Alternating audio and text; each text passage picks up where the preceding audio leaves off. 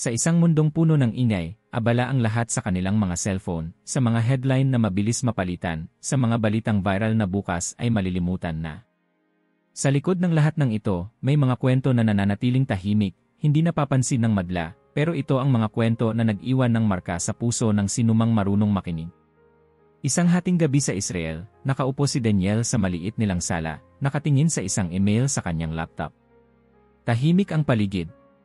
Ang ilaw lang mula sa screen ang nagbibigay ng liwanag sa kwarto. Sa labas, maririnig ang malayong huni ng mga sasakyan. Pilipinas, bulong niya, tila ba hindi makapaniwala.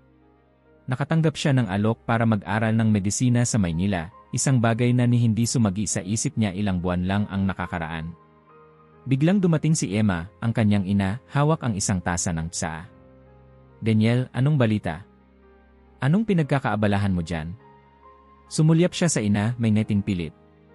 May opportunity akong mag-aral sa abroad, mas sa Pilipinas. Hindi ko alam kung tatawanan mo ako o anon. Napataas ang kilay ni Emma. Pilipinas? Hindi ba malayo yon? Bakit doon, anak? Ilang sandali, natahimik sila. Si Daniel, pilit inuunawa ang sarili. Sa kanyang isip, dapat Europe o Amerika. Yun ang normal na ruta.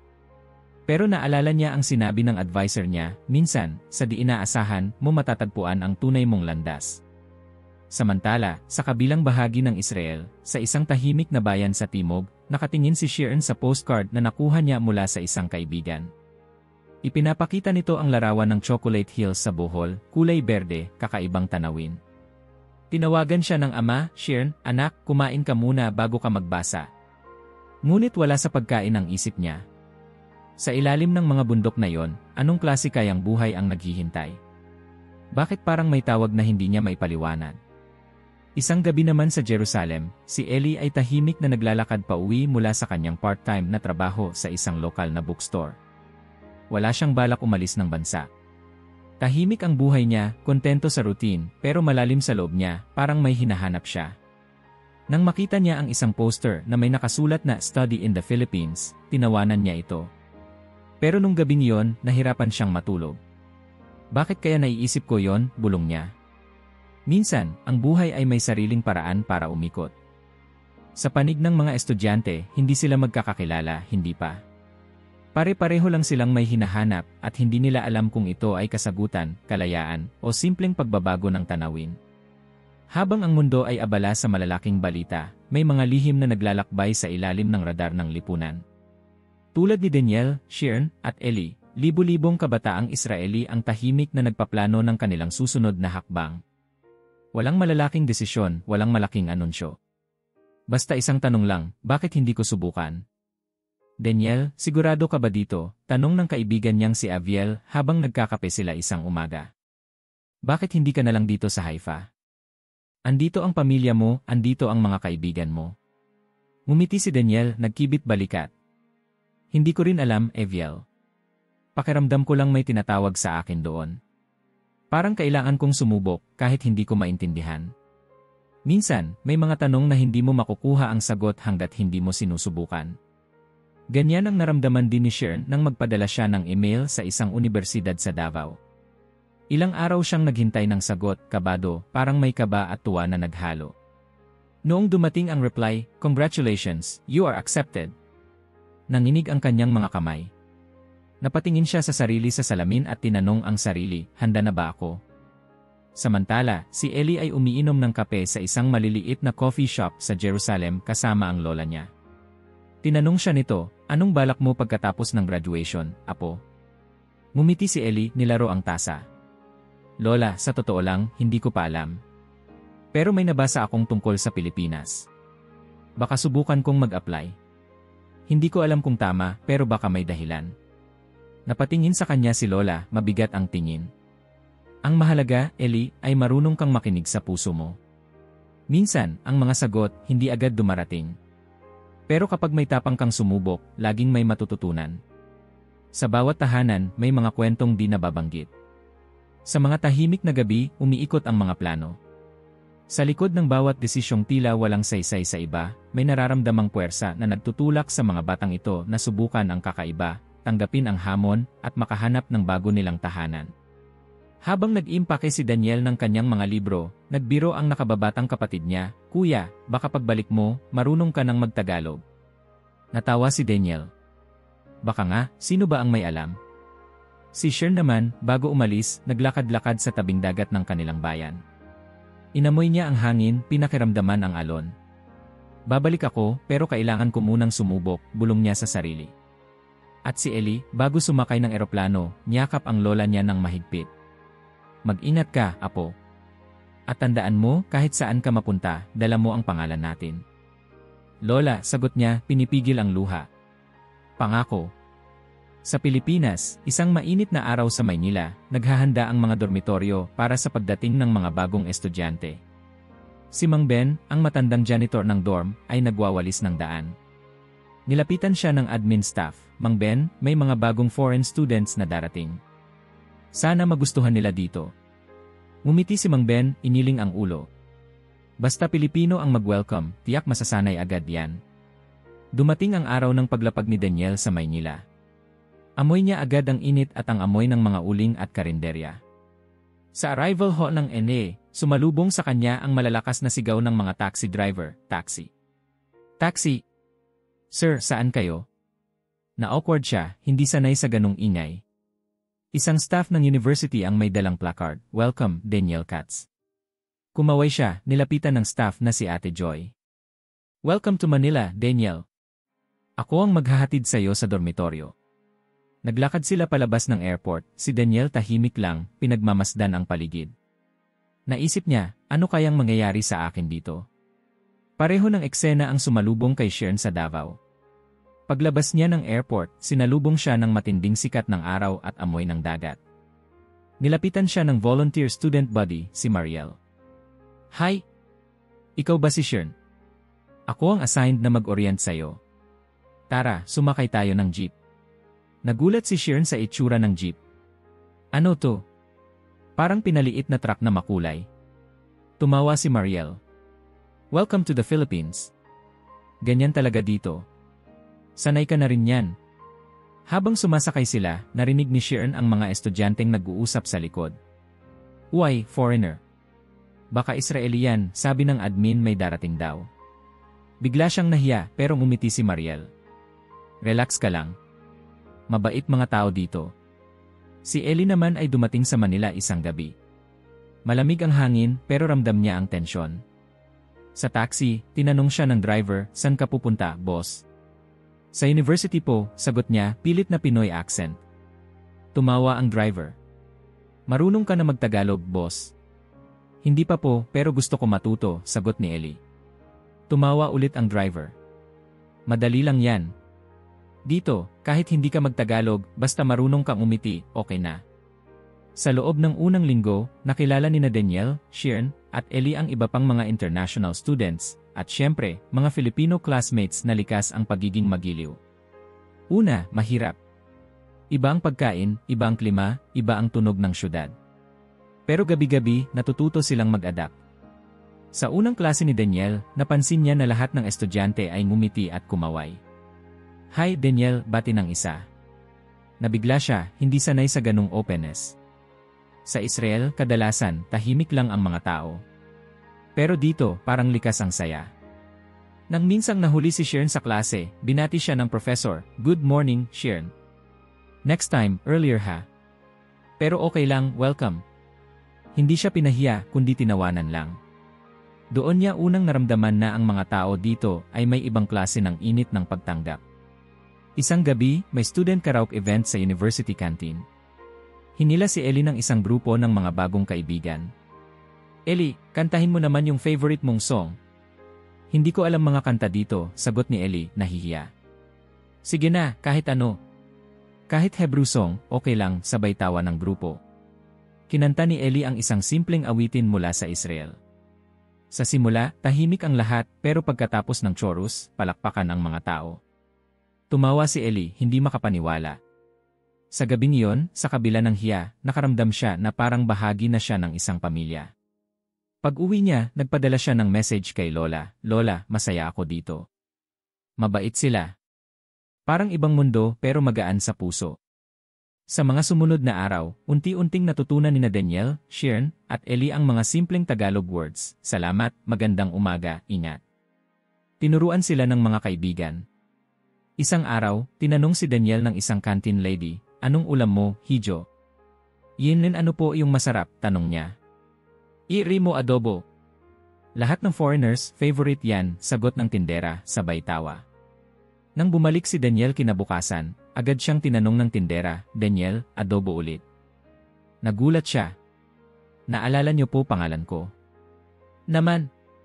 Dito, importante yon. Napangiti si Daniel. Maliit na bagay pero malaking bagay para sa dayuhan. Lumipas ang mga linggo, nagsimulang magbukas ang mga puso ng tatlong magkaibang buhay, unti-unting nagiging magkaibigan sa gitna ng init ng araw, ulan ng hapon, at ingay ng lungsod. Habang tinitingnan nila ang kanilang paligid, naramdaman nilang, sa kabila ng ingay ng mundo, may kakaibang katahimikan na bumabalot sa mga kwentong hindi nababanggit. Hindi man headline, pero dito, sa gitna ng Pilipinas, nagsisimula ang isang kwento na magbabago sa takbo ng kanilang buhay, isang kwento ng koneksyon, ng pagtanggap, at ng muling pagtuklas ng kabutihan ng tao. Noong taon ng 1939, unti-unting lumalamig ang gabi sa Europa. Sa mga lansangan ng Vienna, Berlin, at Warsaw, ang takot ay naging hangin na nilalanghap ng bawat Hudyo. Ang dating buhay na puno ng sigla ay napalitan ng pag-aalinlangan at pangamba. Maraming pamilya ang nagtipon ng kakaunti nilang ari-arian, mga lumang larawan, at mga dokumentong maaaring makapagligtas sa kanila. Dali, David, bitbitin mo yan, huwag mong kalimutan ang sobre ng mga papeles, sabi ni Miriam sa kanyang asawa habang minamadali ang kanilang anak. Sa bawat hakbang palabas ng pintuan, lumulubha ang bigat sa kanilang dibdib, hindi nila alam kung saan sila dadalhin ng kanilang mga paa. Sa mga himpilan ng tren at pantalan, patuloy ang daloy ng mga tao. Ang ilan ay tahimik na umiiyak, ang iba na may pilit na nagtatago ng takot sa likod ng mahigpit na yakap. Saan tayo pupunta, Mama? Tanong ng batang si Rebecca habang nakasiksik sa mainit na bisig ng ina. Hanap tayo ng lugar na tatanggap sa atin, anak, sagot ni Ruth, pilit na pinatataas ang tono ng pag-asa sa boses. Pero saan? Sa bawat bintana ng embahada, mahaba ang pila ng mga Hudyo, taglay ang pag-asang magtatapos na ang kanilang kalbaryo. I'm sorry, we cannot help you, paulit-ulit na sambit ng mga opisyal. Bawat tumanggi, parang malakas na hampas sa puso ng umaasang pamilya. Ang Amerika, England, at iba pang bansang tinaguriang sibilisado, nagsara ng pinto at lumingon sa ibang direksyon. Unti-unting nabura ang pag-asa, at ang gabi ay naging mas madilim. Ngunit sa isang maliit na tanggapan, malayo sa malamig na Europa, may lalaking nakatayo sa harap ng isang lumang mesa.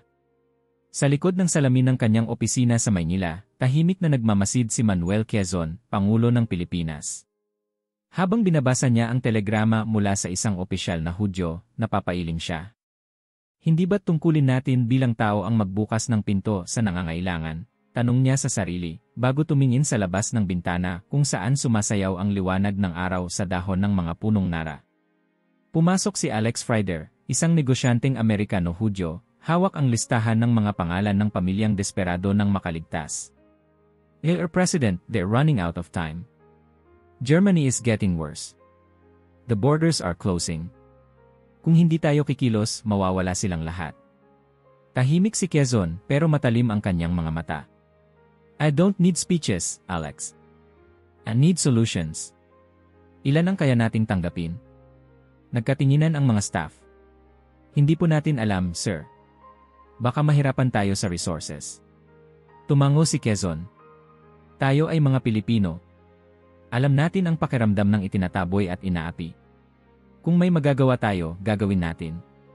Isang buhay man lang ang mailigtas natin, sapat na. Sa mga sumunod na linggo, nagkaroon ng serye ng pulong. Binuksan ni Quezon ang usapin sa kanyang gabinete. Ito ang panahon na ipakita natin kung sino talaga tayo. Hindi tayo mayaman, pero may puso tayo. Nagkaroon ng tensyon.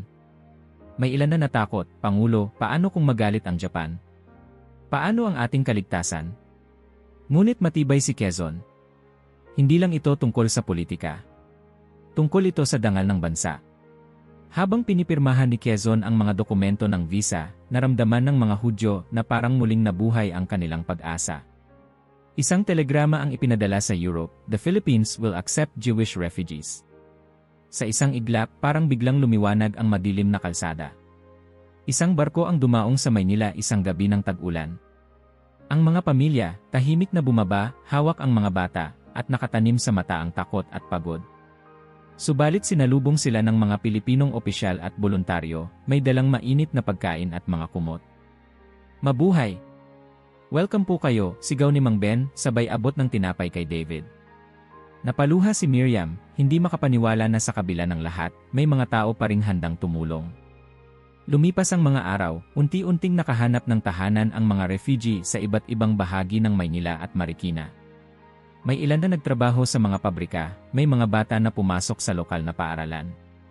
Sa unang pagkakataon matapos ang mahabang panahon, naramdaman nilang muli ang normalidad, ang simpleng tunog ng palengke, ang halakhak ng mga bata, ang amoy ng pansit at sinangag tuwing umaga. David, halika, tingnan mo, tinuruan akong gumawa ng adobo ni Aling Rosa, tawa ni Miriam habang inilalagay sa mesa ang bagong lutong pagkain. Nagtipon-tipon ang ilang refugee at lokal sa hapagkainan. Hindi ko akalaing magiging ganito kasaya dito, bulong ng batang si Rebecca kay Ruth. Ang mga tao dito, parang pamilya.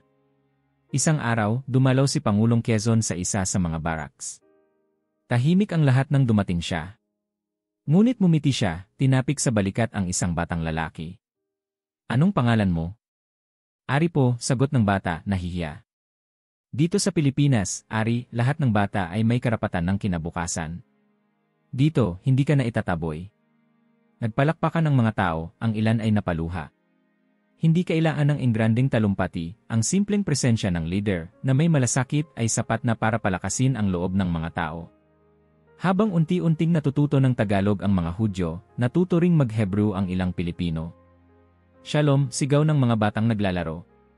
Kamusta, sagot ng mga refugee.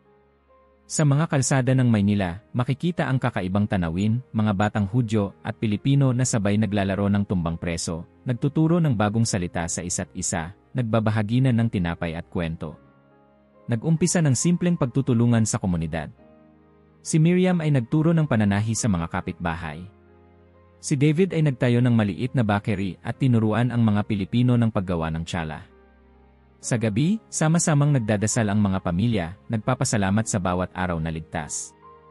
Ngunit hindi nawala ang takot na baka magbago ang ihip ng hangin. May ilang gabi na hindi makatulog si Ruth, nag-aalala sa mga naiwan sa Europe. David, paano kung biglang bumalik ang panganib? Tahimik niyang tanong isang gabi, habang magkatabi silang nakahiga. Hinawakan ni David ang kamay ng asawa. Basta't magkasama tayo, gagawa tayo ng paraan. Pinili tayo ng lugar na ito para mabuhay. Hindi tayo pababayaan ng may kapal. Sa labas ng kanilang maliit na tahanan, sumilay ang liwanag ng buwan. Sa kabila ng dilim ng digmaan, may liwanag ng pag-asa na unti-unting sumisibol. Dumating ang isang pagkakataon na ipinagdiwang ng mga Hudyo ang Hanukkah sa Maynila. Puno ng mga bata ang maliit na silid, habang nagkakantahan ng Hebrew song at nakikinig ang mga Pilipino sa gilid, pinagmamasdan ang kakaibang seremonya. Isa sa mga bata, si Eliahu, ay nagtanong sa gurong Pilipino, pwede po bang mag-share ng aming pagkain sa inyo? Ngumiti ang guro. Siyempre naman, dito, walang dayuhan. Lahat, pamilya. Naging usap-usapan ang pagkakaibigan na nabuo. Sa mga pahayagan ng Maynila, may isang headline, Pilipinas, Kanlungan ng Pag-asa. Bagamat simple at hindi sinisigaw sa mundo, naging inspirasyon ito sa marami. Habang ang mga pamilya ay patuloy na inaayos ang kanilang bagong buhay, nagpadala si Miriam ng liham sa kanyang kapatid na naiwan sa Austria. Dito sa Pilipinas, tinanggap kami hindi lang bilang bisita, kundi bilang kapwa-tao. Hindi ko malilimutan ang araw na sinabi ng Pangulo nila na dito, lahat ng bata ay may kinabukasan. Sana balang araw, magkita pa tayong muli. Ilang buwan ang lumipas, mas lalong lumalim ang ugnayan ng mga Hudyo at Pilipino. Naging regular ang palitan ng pagkain, pagtuturo ng wika, at pagbabahagi ng tradisyon. Hindi biro ang pagsisimula sa bagong buhay, pero ang pagtanggap ng komunidad ay nagbigay ng lakas sa mga refugee. Sa isang pagtitipon, nagpasalamat si Rabbi Horowitz kay Pangulong Quezon at sa mga Pilipino. Sa panahon na ang mundo ay tumalikod, kayo ay nagbukas ng inyong mga puso. Ang ginawa ninyo ay hindi lamang nagligtas ng buhay, kundi nagligtas ng pag-asa. Tumango si Quezon, bumuntong hininga. Sana, balang araw, magpatuloy ang kwentong ito. Hindi natin alam ang kapalaran ng mundo, pero dito, pinili natin maging liwanag kahit kaunti lang. Sa likod ng bawat tawa at kwento, ramdam ng bawat pamilya na ang sugat ng nakaraan ay hindi agad maghihilom, ngunit dito sa bansang Banyaga, unti-unting nabubuo ang bagong simula. Sa bawat hapunan na magkasalo ang Hudyo at Pilipino, sa bawat salitang natutunan, sa bawat batang naglalaro ng magkasama, nananatili ang alaala ng isang desisyong puno ng tapang at kabutihan. Hindi man nabago ng Pilipinas ang takbo ng digmaan, nabago nito ang takbo ng buhay ng mahigit 1,000 pamilya at ng mga susunod pang henerasyon.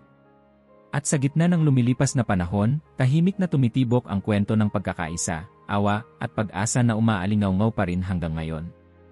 Lumipas ang mga dekada. Tahimik na gumulong ang mundo, nagbago ang mga lungsod, nag-iba ang mga pangalan ng kalye, at nagsulputan ang mga bagong henerasyon. Ngunit sa ilalim ng lahat ng pagbabagong ito, may mga alaala na hindi kumukupas.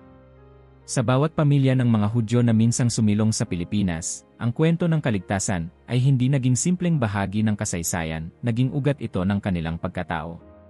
Sa isang maliit na apartment sa Tel Aviv, tahimik na nakaupo si Sarah, apo ni Miriam at David, habang nililinis niya ang isang lumang kahon ng mga larawan. Isa-isang dinampot ang mga itim at puting retrato, mga batang nakangiti sa harap ng isang lumang bahay sa Maynila, may hawak na laruan na gawa sa kawayan. Sa bawat larawan, parang naririnig niya ang kwento ng kanyang lola, ang malamig na gabi ng pagtakas, ang mainit na pagtanggap, ang unang tikim ng adobo, ang masasayang laro kasama ng mga batang Pilipino. Pumasok ang kanyang ama, si Yossi, at nakita ang lumang litratong hawak ni Sarah. Yan ang paborito ng lola mo, sabi ni Yossi, mahina ang boses na puno ng paggalang. Hindi siya nagsasawang ikwento sa akin ang tungkol sa Pilipinas.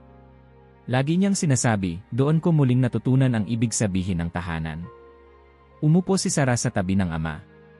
Tay, alam mo ba na parang ramdam ko pa rin ang pasasalamat nila, kahit hindi ko naranasan mismo ang mga pinagdaanan nila.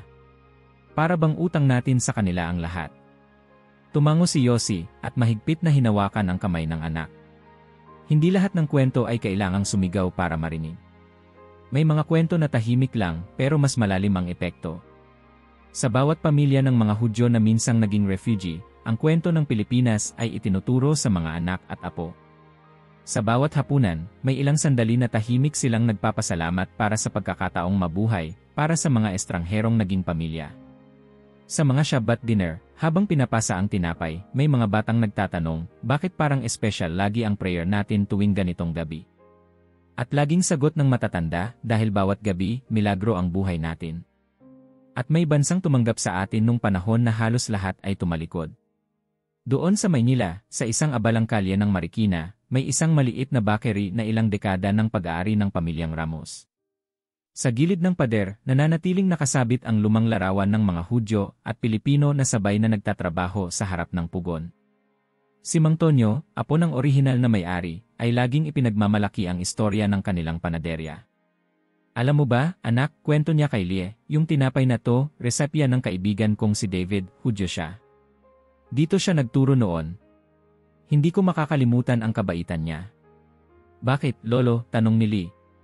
Dahil nung panahon ng gulo, sila ang tinanggap natin. Pero hindi sila naging dayuhan dito. Sila ang nagturo sa amin ng ibang paraan ng paggawa ng tinapay, ng pagdiriwang, ng pag-asa. Hanggang ngayon, tuwing may espesyal na okasyon, ginagaya ko pa rin ang challah bread na tinuro niya. Hindi dahil sa lasa, kundi dahil sa kwento sa likod nun. Nagkaroon ng mga munting paggunita. Sa Israel, itinayo ang Open Doors Monument sa Rishon LeZion, isang piraso ng Pilipinas na inilagay sa gitna ng lupain ng mga Hudyo. Araw-araw, dinarayo ito ng mga pamilya para mag-alay ng bulaklak, magdasal, at alalahanin ang panahon na ang mundo ay naging malamig, ngunit may ilang nagparanas ng init ng puso. Isang araw, dumalaw si Daniel kasama ang kanyang mga magulang. Tahimik silang tumayo sa harap ng monumento, nakalagay sa bato, "To the people of the Philippines, with everlasting gratitude." Sa paligid, may mga batang naglalaro, tila walang kamalay-malay sa bigat ng alaala, pero sa kanilang pagtawa at sigla, parang nagpapatuloy ang kwento ng kaligtasan at pag-asa. Samantala, sa Pilipinas, taon-taon may ilang pamilyang Pilipino na tumatanggap ng sulat mula sa Israel, simpleng liham ng pasasalamat, minsan may kasamang larawan ng pamilya, minsan ay simpleng kwento ng buhay, dahil sa inyo, kami ay buhay at maligaya. Sa tuwing nagdiriwang kami ng Hanukkah, kasama sa dasal namin ang mga Pilipinong tumulong sa amin. Hindi man headline, hindi man bahagi ng mga malalaking kasaysayan, ang ugnayan ay napanatili ng mga kwento na tahimik na ipinapasa mula sa isang henerasyon patungo sa susunod. Hindi ito kwento ng mga bayani na sumisigaw ng tagumpay, ito ay kwento ng mga ordinaryong tao na pinili ang kabutihan kahit walang inaasahang kapalit. Sa loob ng mga tahanan, maging sa Israel o sa Pilipinas, patuloy ang mga simpleng pag-alala. Si Sarah, tuwing birthday niya, palaging may tula na inaalay para sa mga lola at lolo niyang minsang naging takas. Sa bawat kaarawan, ipinaalala ko sa sarili ko, buhay ako dahil may isang bansang hindi natakot magmahal. Sa isang hapunan sa Haifa, habang abala sa paghahain ang pamilya ni Daniel, biglang nagtanong ang kanyang batang pinsan, totoo po ba na muntik nang hindi makapunta dito si Lolo noon? Nagkatinginan ang mga matatanda. Anak, kung hindi dahil sa Pilipinas, baka wala tayo dito ngayon. Sa mga paaralan sa Israel, may ilang araw sa taon na itinatalaga para sa pag-alala sa mga refugee ng digmaan. Sa harap ng klase, itinuturo ng mga guro ang kwento ng Pilipinas, ang maliit na bansang nagbukas ng pinto. Sa likod ng kwentong ito, nagtatanim ng aral, na kahit maliit ang iyong kakayahan, malaki ang epekto ng kabutihan. Hindi lamang sa mga Jewish community naririnig ang ganitong kwento. Sa ilang simbahan sa Pilipinas, binabanggit ng mga matatanda ang ginawa ng kanilang bansa. Minsan, anak, masarap balikan ang panahon na ang Pilipinas ay naging kanlungan. Sana, manatili sa puso natin ang ganitong kabutihan. May mga reunion ng mga pamilya ng mga refugee, taon-taon, kung saan nagkikita ang mga descendants ng mga Hudyo at mga Pilipino. Minsan ay may nag-uusap sa mesa, anong nangyari sa mga kaibigan mong Pilipino, tanong ng isang teenager sa kanyang lolo. Sagot ng matanda, hindi na kami nagkita pagkatapos ng digmaan. Pero hindi ko siya malilimutan. Siya ang nagturo sa akin ng salitang salamat. Sa mga araw ng pagluluksa at selebrasyon, nananatili sa puso ng mga pamilyang ito ang mensahe na ang isang mabuting gawa, gaano man kaliit, ay pwedeng tumawid sa panahon at magbago ng buhay. Dumating ang isang araw sa Maynila kung saan nagkaroon ng isang maliit na pagtitipon para gunitain ang kwento ng mga Hudyo at ng Pilipinas. Nandoon si Mang Tonyo at ang ilang bata mula sa kalapit na eskwelahan. Isa sa mga batang nagtanong, Lolo, bakit tayo may bisita mula sa Israel? Dahil, anak, may panahon sa kasaysayan na tayo ang naging tahanan nila. Huwag natin kalimutan, lahat ng tao, minsan, nangangailangan ng tulong. At tayo, naging bahagi ng kwento nila. Ang pagtuturo ng kwento ay hindi palaging sa harap ng maraming tao. Minsan, ito ay sa loob ng maliit na kusina, habang naghuhugas ng pinggan, habang tinuturuan ang apo magdasal, habang nagbabahagi ng tinapay. Walang kamera, walang palakpakan. Tahimik na umaagos ang alaala. At sa bawat pagtulog ng mga bata, sa bawat dasal ng matanda, palaging may kasamang pasasalamat, hindi lang para sa kaligtasan, kundi para sa kabutihang naging ugat ng bawat pamilyang nabuhay. Sa ganitong paraan, ang kwento ng Pilipinas at ng mga Hudyo ay naging mas malawak pa sa bilang ng mga nailigtas. Ito ay naging kwento ng pag-asa, pag-asa na ipinapasa mula sa lolo, sa ama, sa anak, at sa mga apo. Sa bawat bagong umaga, habang ang mundo ay abala sa paglikha ng mga bagong kwento, nananatiling buhay ang kwento ng kabaitan at pag-asa, hindi para ipagyabang, kundi para maging paalala sa lahat ng tao na sa gitna ng dilim. Palaging may mga ilaw na di nakikita, ngunit palaging nagniningning. Malayo na ang narating ng mundo mula noong mga gabing puno ng takot at pangamba. Ngunit ang tanong ng bawat kabataang Hudyo ngayon ay hindi na kung paano makakaligtas, kundi paano sila magsisimula ng panibagong buhay at saan. Sa loob ng mga silid-aralan at mga bahay sa Israel, muling pumipintig ang damdamin ng paglalakbay at pag-asam. Sa panahong tila mas bukas na ang mundo, ngunit puno pa rin ng hindi inaasahan, pipiliin kaya ng isang batang Israeli na humakbang papunta sa Pilipinas. Nagsimula ang lahat sa mga email. Si Daniel, 1 taon matapos ang kwentong binuo ng kanyang pamilya sa lumang kahon ng litrato, muling napaisip habang hawak ang isang papel mula sa Universidad sa Maynila. Tatanggapin ko kaya? 1 buong taon ng buhay ko, ibubuhos ko sa bansang halos hindi ko kilala. Hindi ko nga alam kung anong lasa ng adobo maliban sa kwento ni Emma. Minsan ay tinatawanan niya ang sarili. Ngunit tuwing gabi, hindi siya tinatantanan ng tanong na, bakit hindi ko subukan? Sa Israel, mahal ang tuition. Sa Amerika, halos imposibleng makapasok ng walang limpak-limpak na utang. Pero dito, may posibilidad. At higit sa lahat, may kakaibang pakiramdam, parang meron siyang susundan, kahit hindi niya pa masyadong naiintindihan. Samantala, si Sheeran ay walang sawang nagbibilang ng araw bago sumakay ng eroplano. Sa kalendaryo niya, binilugan ang petsa, flight to Davao. Halos hindi siya makatulog. Sa social media, may nababasa siyang mga post ng mga dati ng estudyante, ang iba natatakot sa traffic, ang iba natutuwa sa mura ng pagkain, ang ilan, excited makaranas ng bagong kultura. Pero para kay Sheeran, higit pa rito. Kailangan ko ng lugar na hindi lang basta magtuturo sa akin, kundi magpaparamdam na pwede pa rin akong magsimula, maski ilang beses na akong nabigo, sabi niya sa kaibigan niyang si Mika sa video call. Sigurado ka ba, Sheeran? Wala kang kakilala doon. Hindi ako sigurado sa kahit ano, Mika. Pero gusto kong matuto. Gusto kong makita kung anong meron sa labas ng Israel. Si Eli, mula sa Jerusalem, tahimik lang sa kanyang kwarto, pinagmamasdan ang listahan ng mga universidad na maaaring pasukan.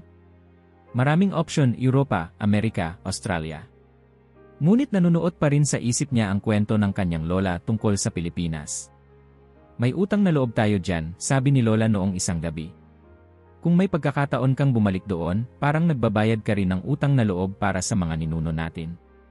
Hindi na lang pera at prestihiyo ang dahilan, kundi may kasamang responsibilidad at kakaibang tawag ng puso. Dumating ang araw ng pag-alis. Sa airport ng Ben Gurion, naghalakhakan at nag-iyakan ang mga magulang at anak.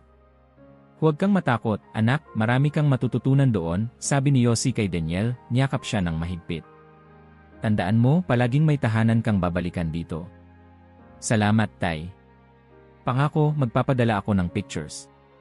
At huwag mong kalimutan, magdala ka ng extra socks, sabay tawa ni Yossi.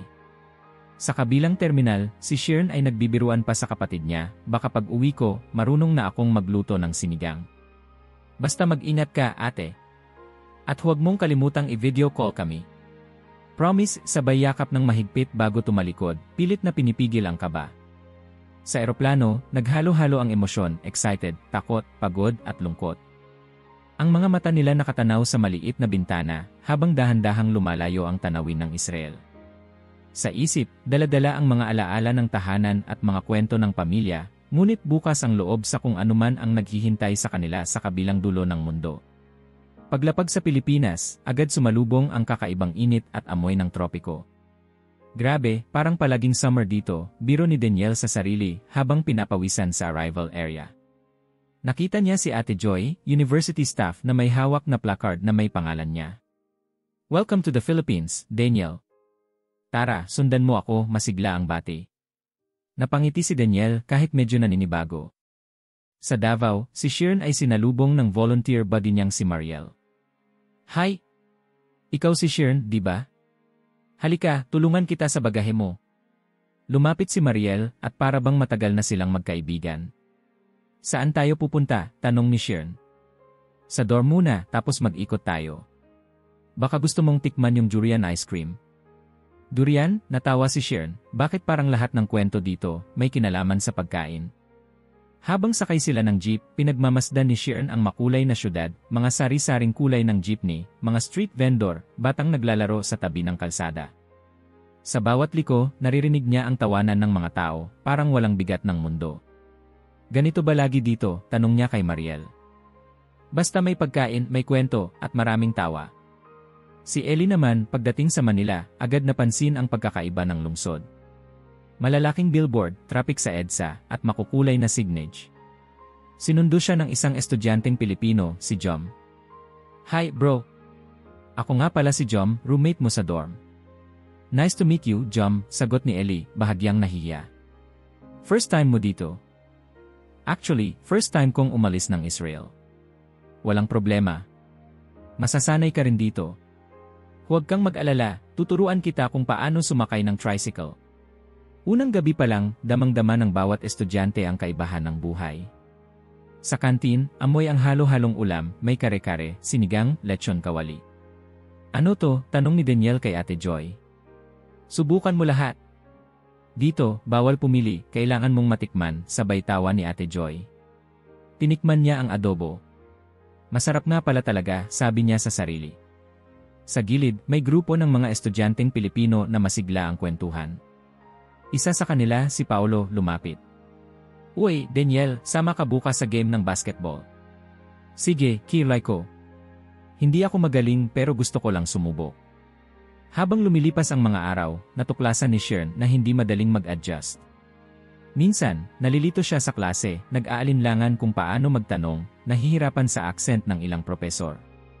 Isang beses, naluha siya sa pagod at homesickness. Pero isang gabi, habang naglalakad siya sa campus, may lumapit na estudyante, si Liza. Shern, nakita kitang malungkot kanina. Okay ka lang ba? Medyo napagod lang siguro. Nakakamiss din pala ang bahay. Alam mo, lahat ng bagong dating dumadaan dyan. Pero andito kami kung kailangan mo ng kausap. Sa isang klase, si Ellie ay tahimik na nakikinig sa discussion. Biglang tinawag siya ng propesor. Ellie, anong masasabi mo sa topic natin tungkol sa family values?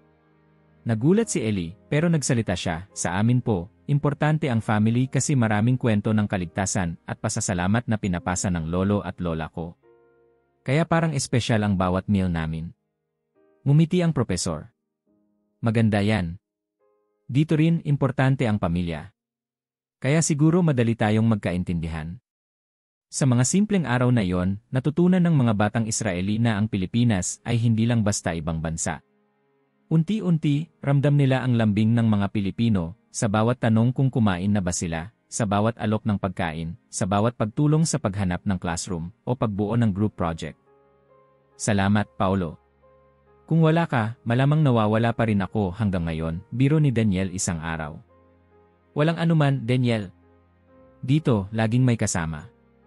Bawat araw ay puno ng maliliit na kwento. Isang gabi, inimbitahan si Shern ng mga classmates niya sa isang birthday party. Hindi niya alam kung ano ang asahan, pero sinubukan niya.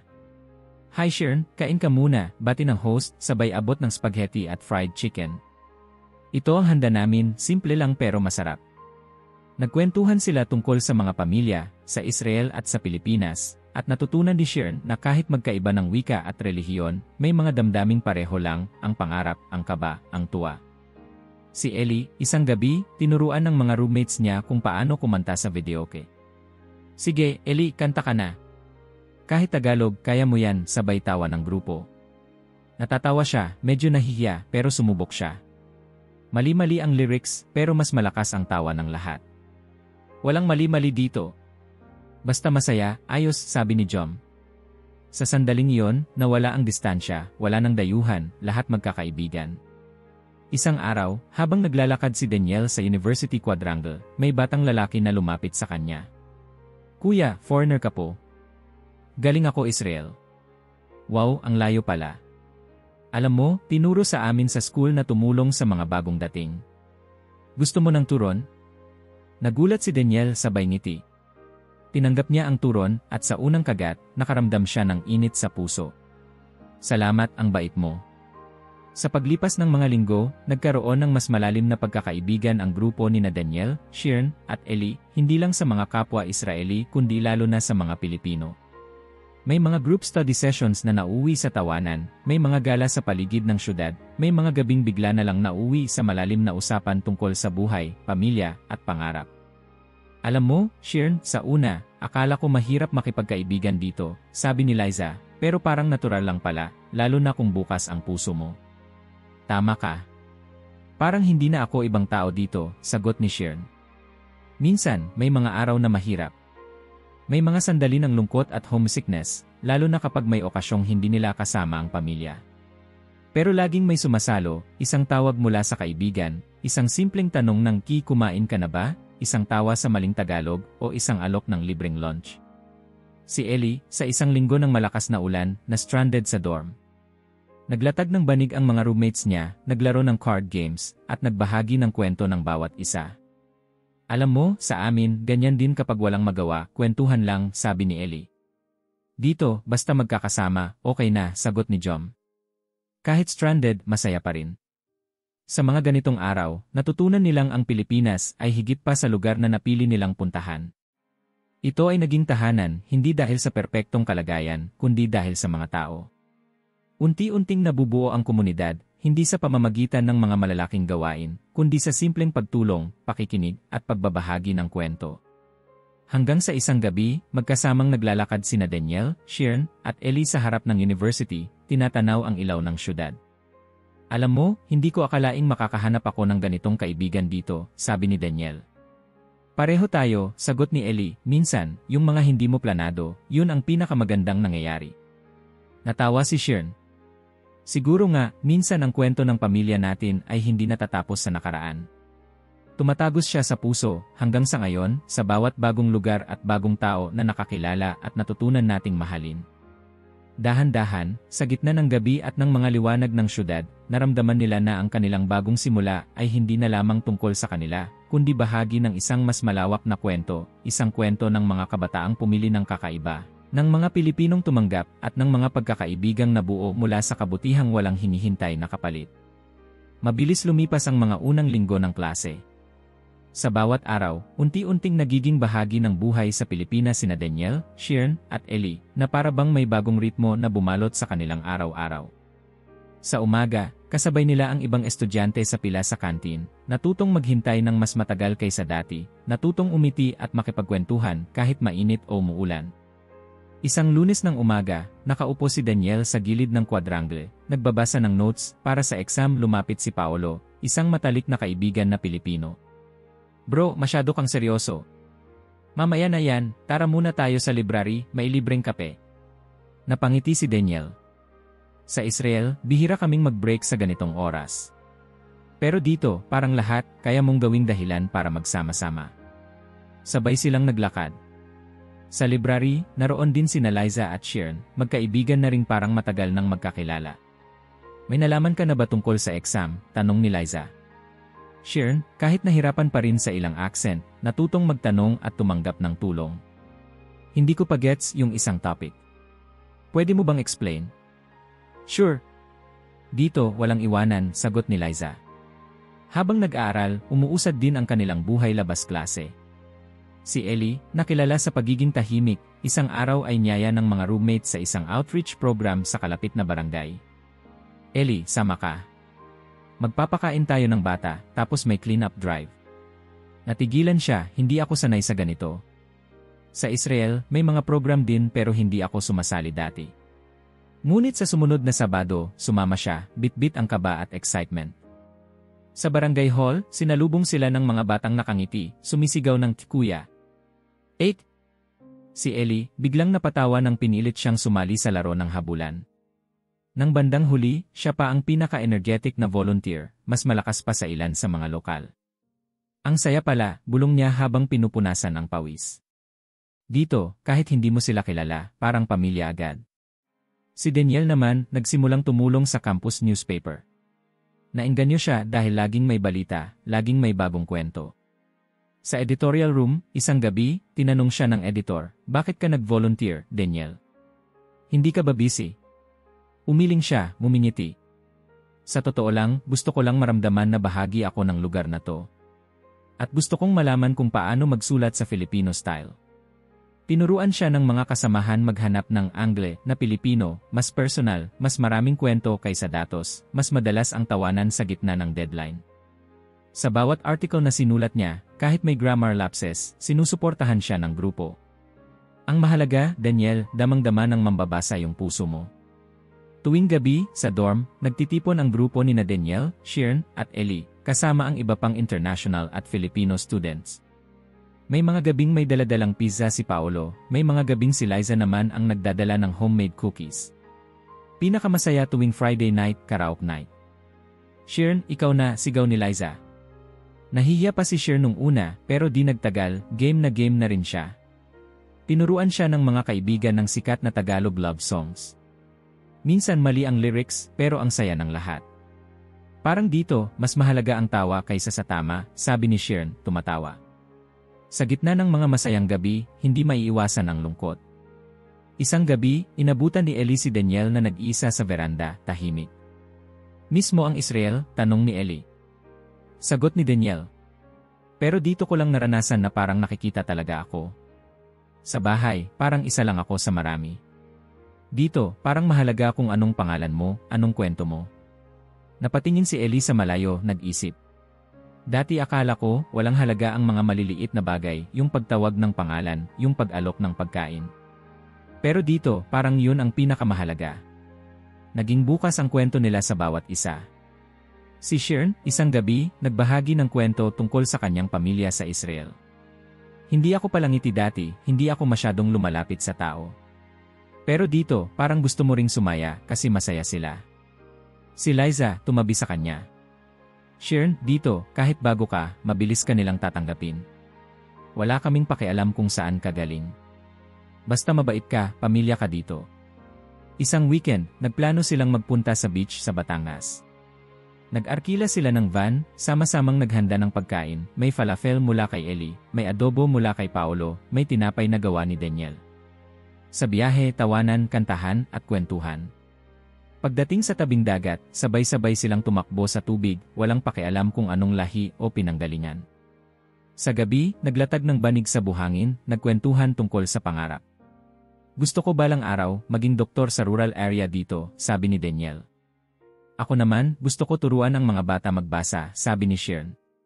Tinanong nila si Ellie. Ako? Gusto ko lang maramdaman na parte ako ng mundo, kahit saan. Sa bawat aktibidad, natuto silang magbigay at tumanggap, hindi lang ng regalo, kundi ng oras, lakas, at damdamin. May mga panahong kailangang magsakripisyo, may exams, may deadlines, may problema sa pamilya. Ngunit palaging may sumasalo. Si Daniel, isang araw, sumama ang pakiramdam. Sa dorm, dumalaw si Paolo, may dalang lugaw. Magpahinga ka, bro. Ako na bahala sa notes mo bukas. Si Shern naman, nagkaroon ng problema sa project. Agad lumapit si Liza. Tutulungan kita, huwag kang mag-alala. Nagkaroon ng school fair. Niyaya silang sumali sa isang booth na nagbebenta ng international food. Ano ang pwede natin i-offer? Tanong ni Liza. Gawa tayo ng fusion, shawarma na may manggang hilaw. Pumayag ang lahat at sa araw ng fair, pumila ang mga estudyante. Ang sarap pala ng ganito, sabi ng isa. The best combination. Masayang nagbenta at nagtawanan ang grupo. Sa gitna ng ingay ng fair, naramdaman ni Daniel na parabang sa araw na yon, isa siya sa mga lokal, hindi na dayuhan. Dumating ang araw ng midterms at dama ng lahat ang stress. Magdamagan ang review sessions. Pero sa bawat pagsubok, mas naging matatag ang samahan. Si Ellie, na dating hindi marunong magtanong, ngayon ay isa sa mga nangunguna sa group study. Ellie, ang galing mo na mag-explain, puri ni Paolo. Practice makes perfect, sagot niya, sabay tawa. Sa mga maliliit na tagumpay, sabay-sabay silang nagdiriwang. Sa mga kabiguan, sabay-sabay silang bumabangon. Sa mga ordinaryong araw, natutunan nila ang halaga ng pagtulong at pagtanggap. Minsan, nagpunta sila sa isang baryo para magturo ng basic English sa mga bata. Pinaghati-hati nila ang gawain, si Shern sa storytelling, si Daniel sa science, si Ellie sa arts. Hindi ko akalaing magiging masaya ako dito, bulong ni Shern habang tinuturo ang alphabet. Parang dito ko lang naramdaman na kaya ko palang magbigay ng saya sa iba. Pagbalik sa dorm, kwentuhan ulit. Alam mo, parang ang dami kong natutunan dito kaysa nung buong buhay ko sa Israel, sabi ni Daniel. Bakit? Tanong ni Liza. Dito ko natutunan na hindi lang diploma ang importante. Minsan, yung pakikipagkaibigan, yung pagiging bahagi ng community, mas mahalaga pa. Habang papalapit ang Pasko, damang-dama nila ang kasiyahan ng Pilipino. Kahit hindi Hudyo, sumama sila sa mga simbang gabi, nagdekorasyon ng parol, tumulong sa charity drive. Ang saya ng Pasko dito, parang walang katapusan ng tawa, sabi ni Ellie. Hindi mo kailangan ng malalaking regalo. Sapat na yung magkasama, masaya, at may pinagsasaluhan. Minsan, umuulan ng malakas, brownout sa buong dorm. Imbis na mainis, nagtipon-tipon sila, nagsindi ng kandila, at naglaro ng board games. Sa Israel, tuwing brownout, may kaba. Pero dito, parang adventure lang, kwento ni Daniel. Laging may paraan para maging masaya. May mga sandali ng katahimikan, lalo na kapag dumadalaw ang lungkot. Ngunit palaging may kamay na aabot, palaging may kaibigan na magpapaalala, hindi ka nag-iisa. Sa mga ganitong oras, napagtanto ni Sheeran na hindi siya sumama sa Pilipinas para lang mag-aral, nandito siya para maging bahagi ng isang kwento na mas malaki kaysa sa kanya. Sa isang gabing tahimik, tatlo silang naglalakad sa campus, tinitingnan ang mga bituin. Alam mo, Daniel, dati ang iniisip ko, dayuhan ako dito. Pero ngayon, parang hindi na, sabi ni Ellie. Pareho tayo, Ellie, sagot ni Daniel. Dito ko lang naramdaman na totoo ang kwento ng pamilya ko, na ang kabutihan pala, napapasa sa bawat henerasyon, kahit hindi natin alam. Tumango si Sheeran. Baka ito na talaga yung ibig sabihin ng community. Hindi lang basta magkakasama, kundi magkakaiba, pero iisa ang puso. Sa mga sandali ng pagsasama, pagtawa, at pagluha, tumibay ang samahan nila. Natuklasan nila na ang tunay na tahanan, hindi lang adres sa pasaporte, kundi mga taong tinuring kang sarili, kahit ibang bansa ka nang galing. Sa Pilipinas, natagpuan nila ang isang uri ng pamilya na hindi nila hinanap, pero kusa nilang natagpuan, isang pamilyang itinahi ng pagkakaibigan, pagtanggap, at kabutihang walang hinihintay na kapalit. Sa gitna ng malalim na gabi sa dormitoryo, may isang tanong na paulit-ulit na lumulutang sa usapan ng magkakaibigan. Hindi ito tungkol sa exams, sa susunod na bakasyon, o sa paboritong pagkain. Minsan, tahimik silang nagkakape sa veranda, nakatanaw sa malayong ilaw ng syudad, at saka biglang babalikan ng isa ang usapang parang alamat, narinig nyo na ba ang kwento tungkol sa offer? Si Daniel ang unang nagbukas ng paksang ito, isang Sabado ng gabi habang umuulan sa labas at walang magawa kundi magkwentuhan. May nabasa ako, sabi ng iba, baka raw Pilipinas ang tinutukoy na offer sa Biblia. Nagkatinginan sina Sheeran at Ellie, sabay ngiti. Offer? Saan mo naman napulot yan? Tanong ni Sheeran, napapangiti. Hindi ko alam, pero parang nakakakilabot isipin, di ba? Isipin mo, yung lupang tinutukoy sa mga kwento ng mga propeta, baka dito lang pala, sagot ni Daniel. Sumabat si Ellie, sa amin, may kwento ang lola ko, sinasabi niyang may ugnayan ang lahi natin at mga tao dito. Noong una, inisip ko kwentong matanda lang, pero ngayon, parang mas totoo. Hindi nila inasahan, pero sa mga susunod na linggo, lalong lumalim ang kanilang pagka-curious. Nagsimula silang magbasa, magtanong sa mga guro, maghanap ng mga documentary sa internet. Ano ba ang sinasabi ng Biblia tungkol sa offer? Tanong ni Liza minsan, habang nagkakape sila sa kantin. Ang sabi sa Isahari, nagpadala raw si Haring Solomon ng mga barko sa offer at bumalik ang mga ito na punong-puno ng ginto, mamahaling bato, at mga kakaibang kahoy para sa templo ng Panginoon, sagot ni Daniel. Binubuklat ang notes niya sa cellphone. May nagsasabi na ang offer ay nasa India, may ilan sa Africa. Pero may mga historiador, pati ilang Israeli scholars, na nagsasabing baka nga Pilipinas. Nagtawanan ang grupo, pero ramdam ang kakaibang kilig. Bakit nga ba hindi? Sabay sabing biro ni Paolo, di wow, ginto pala tayo dito. Hindi lang basta kwento, sabat ni Sheeran. Kapag iniisip ko na baka dito talaga yon, parang may biglang bumabalik na koneksyon. Parang hindi ka lang basta bisita, parang may parte ka ng kasaysayan ang lugar na to. Nagkaroon ng parang laro ang grupo, hanapan ng ebidensya ng ugnayan ng mga Hudyo at Pilipino. Si Ellie, isang gabi, dinala ang isang lumang aklat tungkol sa mga lahi sa Southeast Asia. Tingnan nyo to, sabay buklat ng pahina. Sinasabi dito na may ilang tribo sa Mindanao na may genetic markers na parang malapit sa Middle Eastern Jews. Hindi raw solid na ebidensya, pero kakaiba, di ba? Si Sheeran, nahilig maghanap ng pagkakahawig ng mga salita. Alam nyo ba, sa Cebuano at Tagalog, may ilang salita na parang kahawig ng Hebrew. Katulad ng Sabat-Sabath o Baal na ang ibig sabihin ay Panginoon din. Napatingin si Daniel nakangiti. Minsan, hindi lang sa salita, pati sa ugali. Dito ko lang naramdaman na parang parehong-pareho ang halaga ng pamilya, ng pagkain, ng tradisyon. Sa Israel, laging sama-sama ang pamilya sa hapag, sa tawa. Dito, parang ganun din eh. Lumalim ang pag-uusap nila. Minsan, nagplano sila ng field trip sa isang local museum sa Maynila na may exhibit tungkol sa mga sinaunang goldwork at mga trade route ng mga isla. Sa harap ng isang lumang mapa, nagturo si Paolo, tingnan nyo, bago pa dumating ang mga Kastila, sentro na ng kalakalan ang Pilipinas. May mga barko galing India, China, pati mga Arabo. Hindi malayo na may mga dumating din dito mula sa ibang bahagi ng mundo. Habang nakikinig sila sa lecture ng guide, napansin ni Ellie na tila mas tahimik at mas mapanuri ang grupo kaysa dati. Sa totoo lang, bulong niya kay Daniel, parang may kakaiba talaga. Kahit hindi natin alam ang buong sagot, parang ramdam ng puso. Pagkatapos ng tour, nagpunta sila sa isang karinderya. Habang nag-aagawan ng ulam, nagpatuloy ang diskusyon. Kung totoo man, ano kaya ang ibig sabihin nito para sa atin? Tanong ni Liza. Sumagot si Sheeran, siguro, kaya tayong tinatanggap dito, kasi sa pinakaugat, hindi tayo ganap na dayuhan. May kapiraso ng kasaysayan na nag-ugnay sa atin, kahit hindi halata. Naging mas malapit sila sa ilang Filipino students na mahilig din sa kasaysayan. Isang gabi, niyaya sila ni Mang Ben, ang janitor na palaging kwela, na dumalo sa isang storytelling night sa barangay. Makinig kayo sa mga alamat namin. Malay nyo, makita nyo sarili nyo sa kwento. Sa harap ng bonfire, nag-umpisa ang mga matatandang lalaki at babae ng kwento ng pinagmulan ng kanilang barangay. May kwento ng barkong ginto, ng misteryosong dayuhang dumating at nagturo ng bagong salita, ng batang nakakita ng liwanag sa dagat.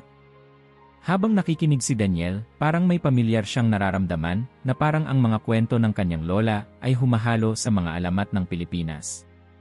Hindi kaya, noon pa man, may nag-ugat ng tulay sa pagitan ng mga tao natin, tanong niya sa sarili. Sa mga susunod na linggo, palagi na silang nagbabahaginan ng kwento, sa kantin, sa library, sa jeepney, kahit sa pila sa photocopier. Si Ellie, na dati ay tahimik lang, ngayon ay aktibo nang nagtatanong. Mang Ben, naniniwala ka ba na may kaugnayan ang mga Pilipino at mga Hudyo? Alam mo, anak, sagot ni Mang Ben, ang kwento ng tao, parang ilog, minsan, dumadaan sa maraming sanga, nagtatagpo ulit sa dulo. Baka nga, matagal na kayong bumalik dito, hindi nyo lang alam. Natawa si Ellie. Baka nga, kaya parang ang dali naming tanggapin dito. Parang bumabalik lang kami. Lumalim din ang pag-unawa nila sa kultura ng Pilipinas. Sa bawat pista, bawat pagtitipon, bawat pagkain ng lumpia o lechon, unti-unti nilang nararamdaman na ang kasaysayan ay hindi lang aralin sa libro, ito ay buhay, kumikilos, humihina sa araw-araw. Minsan, sa isang Sabbath dinner na inorganisa ni Daniel, inimbita nila ang ilan sa mga kaibigang Pilipino. Halina kayo, tikman nyo ang tiyala, sabay abot ng tinapay. Sa amin, ito ang simbolo ng Sabbath. Tinanggap ni Paolo at Liza ang tinapay, nilasahan, at nagtanong. May kwento ba yan? Bawat pagkain sa amin may kasaysayan. Parang dito sa inyo, bawat ulam may kwento rin. Nagbahagi si Liza. Dito, kapag fiesta, sabay-sabay ang lahat. Kahit hindi mo kakilala, parang pamilya agad. Baka nga, kaya rin natin nararamdaman yung connection, kasi parehong-pareho ang kultura natin, hindi lang sa salita, kundi sa puso. Habang lumalalim ang gabi, kwento ng kwento, napansin nilang parang tumitibay ang ugnayan, hindi lang dahil sa kasaysayan, kundi dahil sa nararanasan nila mismo araw-araw. Naging ritual na ang magkwentuhan tungkol sa mga posibilidad, hindi para patunayan, kundi para damhin ang saya at pagkamangha ng pagkakaroon ng shared story. Sa mga klase sa unibersidad, naging usap-usapan na rin ang teorya ng offer. May mga professor na nagtuturo ng comparative studies, nagtatanong sa klase, saan nga ba talaga ang offer? At paano nakakaapekto ang mga kwentong ito sa ating pagka-Pilipino at pagka-Hudyo? Sa isang open forum, nagsalita si Daniel. Ang kwento ng offer, para sa amin, hindi lang paghahanap ng kayamanan. Ito ay tungkol sa pagkilala kung saan ka nag-ugat, kung saan mo pwedeng buuin ang kinabukasan mo. Siguro, dito ko lang natutunan na ang tunay na kayamanan, yung connection ng mga tao, na parang kahit ilang libong taon ang lumipas, may tali pa rin na bumabalot sa atin. Tumango ang professor. Ang mahalaga, matuto tayong magtanong at maghanap. Dahil ang kasaysayan, hindi natatapos sa libro. Ito ay kwento ng tao, ng puso, ng paniniwala. Isang hapon, naglakad si Sheeran sa may simbahan, pinagmamasdan ang mga deboto. Parang may kakaiba sa lugar na to, kahit hindi ako Katoliko, ramdam ko yung kabanalan. Parang pinagtagpo ang iba't ibang paniniwala. May isang matandang babae na lumapit, nagtanong, anak, Hudyo ka ba? Opo, Lola. Nag-aaral lang po dito. Alam mo ba, minsan, parang isa lang tayo. Lahat tayo, naglalakbay, naghahanap ng tahanan. Napangiti si Sheeran, natigilan. Baka nga po, Lola. Baka lahat tayo may parte ng kwento ng isa't isa. Sa mga ganitong sandali, nabubuo ang bagong pagtingin sa sarili. Hindi lang sila dayuhan. Parang may mas malalim silang dahilan kung bakit sila narito, na para bang tinatawag sila ng lupaing ito na maghanap, makinig at magmahal. Sa isang group project, tinalakay nila ang migration stories ng mga pamilya. Habang nagpe-present si Ellie, ikinuwento niya ang legend ng offer, ang pakiramdam ng pagbalik sa lugar na hindi mo alam kung pinagmulan mo pero parang pamilyar. Sa dulo ng presentation, nagtanong ang professor, ano ang natutunan mo sa kwento ng iyong pamilya, Ellie? Na minsan, hindi mo kailangan ng konkretong ebidensya para maniwala na may koneksyon ka sa isang lugar. Minsan, ramdam mo lang at sapat na yon para maging bahagi ka ng kwento. Sa gabi ng pagtatapos ng semester, nagtipon-tipon sila sa quadrangle. May daladalang pagkain, tawanan at musika. Habang nag-uusap, parang sabay nilang naramdaman na kahit tapos na ang isang yugto ng buhay nila, hindi matatapos ang kwento ng kanilang pagkakaugat sa lugar na ito. Nag-abot ng kamay si Danielle kay Sharon at Ellie. Ano man ang sagot sa misteryo ng offer, sigurado ako, dito natin natagpuan ang isang piraso ng ating sarili. Siguro, sagot ni Sharon, ang mahalaga, marunong tayong makinig sa kwento ng iba at magbahagi ng kwento natin. Dahil sa bawat kwento, may pagkakaugnay, may dahilan, at may pag-asa. Sa gabing iyon, tahimik nilang tinanaw ang bituin sa langit. Sa ilalim ng malamig na hangin at makulimlim na ulap, nakadama sila ng isang bagay na hindi kayang ipaliwanag, isang misteryong nagbibigay saysay at direksyon sa kanilang paglalakbay. Dahan-dahang nagbago ang timpla ng araw-araw. Ang dating pakiramdam na dayuhan ay napalitan ng ginhawa, parang matagal ng kabahagi ng buhay sa Pilipinas ang grupo ni Danielle, Sharon at Ellie. Sa simula, bilang mga estudyanteng pumaparaan lamang, pero unti-unting napansin ng bawat isa na mas malalim pa pala ang ugat ng kanilang pananatili rito. Bawat linggo, may bagong dahilan para manatili, may bagong dahilan para sabihin, dito, parte na ako. Nagsimula ang lahat sa maliliit na bagay, isang imbitasyon sa Sabbath dinner mula sa Jewish community ng Maynila. Si Danielle, na laging sabik sa pagkaing alabahay, ay tumulong maghanda ng tsala at hummus, naglatag ng mesa sa sala ng isang maliit na apartment sa Makati. Dumating ang mga kaibigan niyang Filipino, sina Paolo, Liza, pati si Mang Ben na hindi sanay sa ritual pero sabik maranasan ang kakaibang hapunan. Sa bawat dasal at kantang Hebrew, ipinakilala ni Danielle ang kanyang mundo. Pero nang maglabas si Paolo ng pansit at si Liza ng puto, sabay-sabay silang nagtawanan. Ito ang tunay na intercultural dinner, biro ni Danielle. Walang sapilitan. Lahat ay malugod na tumanggap at nagbahagi. Dumating ang Hanukkah. Sa dating malamig na Disyembre ng Israel, kadalasan, kasama lang ni Danielle ang kanyang pamilya, tahimik lang sa bahay, umiikot ang kwento ng nakaraan. Pero dito, mainit, maingay, maraming bata. Inimbitahan sila ng ilang miyembro ng lokal na sinagoge, kasabay ng mga pamilyang Pilipino na curious maranasan ang pagdiriwang.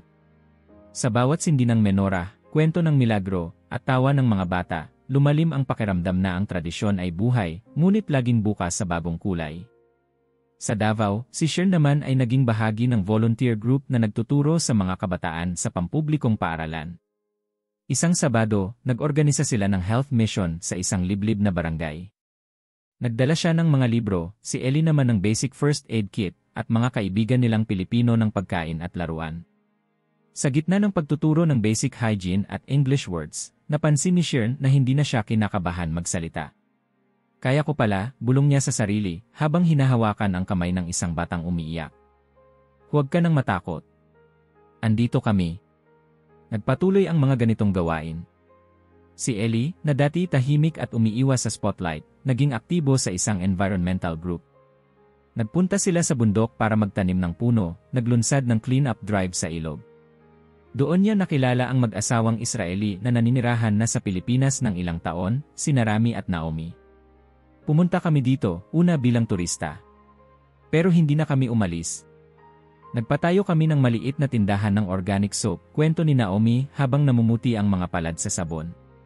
Dito, parang nabuhay ulit kami. Mas simple, mas magaan. Habang patuloy ang mga araw, nadagdagan ang kwento ng mga Israeli na pinili ng magtatag ng bagong buhay sa Pilipinas. May nagbukas ng bakery sa Cebu, gumagamit ng kombinasyon ng pandesal at pita. May nagtayo ng coffee shop na may pangalan pang Hebrew, pero ang bestseller ay saging turon at kapeng barako. May ilan namang bumili ng lupa sa maliliit na probinsya para magpatayo ng organic farm. Bakit dito? Tanong ng mga tao. Lagi ang sagot, may kapayapaan dito na hindi mo basta makukuha sa iba. At higit sa lahat, tinanggap kami ng mga tao na parang matagal nang magkaibigan. Sa university, nadagdagan ang bilang ng mga international students mula Israel. Naging regular ang mga activity na laging may halo ng dalawang kultura. Minsan, may movie night na kasabay ng Shabbat. Minsan, may cultural show na sabay-sabay ang tinikling at Israeli folk dance. Hindi ko akalaing matutunan ko ang tinikling, tawa ni Daniel matapos mapagod kakatalon sa kawayan. At kami, hindi inakalang pwede palang magdabke habang kumakain ng lumpia, sigaw ng mga Filipino classmates. May mga sandaling tahimik, parang hindi gaanong mahalaga sa iba, pero malalim para sa kanila.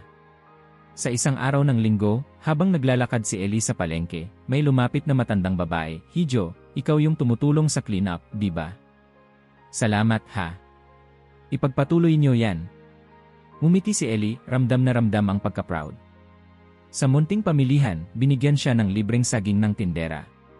"Gift ko na yan. Dapat matikman mo ang best fruit ng Pilipinas." Si Shirn, isang araw sa jeep, nakatabi ang isang batang babae na nagsabing, "Ate, turuan mo naman akong mag-English, please." Simple lang, pero napalapit ang loob niya. Sa susunod na sakay niya, siya na mismo ang unang bumati. "Kamusta po? Sanay ka na dito, ha?" Biro ng driver. "Opo, masaya po kasi rito." Unti-unting dumami ang pagkakaibigan, hindi lang sa loob ng kampus, kundi pati na rin sa komunidad. Nakita ng grupo ni Daniel na lumalawak na ang kanilang mundo. Napansin din nila na mas malalim na ang kanilang naiintindihan sa ugali, kasaysayan, at kultura ng bawat isa. "Kapag mas matagal kang nandito, mas nararamdaman mong bahagi ka na talaga," sabi ni Daniel kay Paolo isang gabi habang naglalakad sila sa tabi ng ilog sa Maynila. Hindi laging madali. May mga araw na nakakaramdam pa rin sila ng lungkot o pagkalito. Isang Pasko, nagkataong walang makasama si Shirn dahil umuwi ang mga kaibigan niyang Filipino. Naglakad siya mag-isa sa City Plaza, malamig ang hangin. Bigla siyang tinawagan ni Naomi, "Halika, Shirn, dito ka sa bahay. Naghanda kami ng lakis at chocolate. Hindi mo kailangang magdiwang mag-isa." Dumating siya, at sa hapag ng mag-asawa, naramdaman niyang kahit nasa malayo, may tahanan pa rin siyang babalikan. May mga pagkakataon ring natutulungan nila ang kanilang mga pamilya sa Israel na maintindihan ang Pilipinas. Sa isang video call, ipinakita ni Daniel sa kanyang mga magulang ang hardin ng kanilang tinutuluyan, kung saan nagtatanim siya ng sili at kamatis. "Emma, look, dito ako natutong mag-garden. Hindi lang puro study." Tumawa si Emma, "Anak, parang mas masaya ka dyan.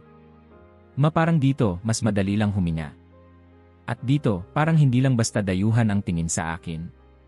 Naging inspirasyon sila sa ibang Israeli students na noon ay nagdadalawang isip kung mag-aaral sa Pilipinas. "Okay ba talaga dyan?" tanong ng isang incoming freshman sa online group chat. "Hindi lang okay, kundi kakaibang experience. Dito mo matututunan na kaya mong makibagay, kaya mong magmahal ng bago at kaya mo ring bigyan ng saya ang ibang tao," sagot ni Daniel, sabay share ng litrato ng birthday celebration, kasama ang mga Filipino friends at kaunting Hebrew toast. Nabuo rin ang mga unang partnership ng universidad sa Israel at sa mga local ni. Si Ellie ay naging bahagi ng student exchange program para sa rural healthcare. Sa isang remote na barangay, nagtuturo siya sa mga batang may hika kung paano gumamit ng inhaler.